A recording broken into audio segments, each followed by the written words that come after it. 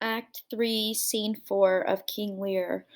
We are still within the storm scene, and this is again the climax of the play. So, Scene 3 or Act 3 of Shakespeare's play is sort of what we call the climax of the play. So, if you go back to this slide here, and we have our plotline diagram of Shakespeare's tragedy.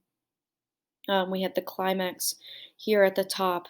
We consider Act 3 the climax because it's sort of our crucial turning point. So in Act 3, Scene 4, remember we have Edgar, and Edgar is disguised as this poor Tom figure. He's disguised because he has been banished by his father, Gloucester. He comes back and he is here.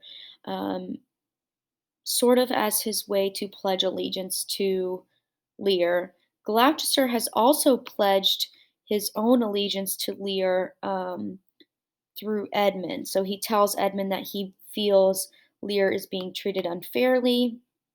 Lear has been asked to step into this sort of cave-like structure so that he can escape the storm. But we do see his madness kind of coming out or his sanity unraveling um, because all of the corruption has sort of come to this point. Again, this is the climax. Um, Edgar is dressed as a beggar or this poor Tom figure. Now, Lear again does not recognize him. He doesn't recognize Kent as he is disguised, and he does not recognize Edgar. So that just kind of shows his how he can be deceived so easily. Um, Lear tears his clothes off to kind of resemble Edgar's figure as well, which is kind of interesting. And they kind of wander off together. And Gloucester is out looking for Lear because he believes that he needs to be found.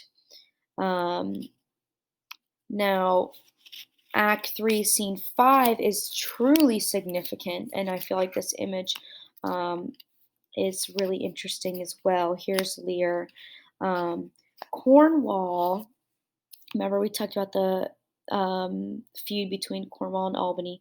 Cornwall intends to punish Gloucester for his allegiance to Lear. He names Edmund the new Earl of Gloucester. Very, very, very significant. So our old Earl of Gloucester, no longer the Earl, he is just Gloucester. Edmund is the new Earl of Gloucester, named by Cornwall. Does he have the power to do this? Well, he just did. So we don't really know.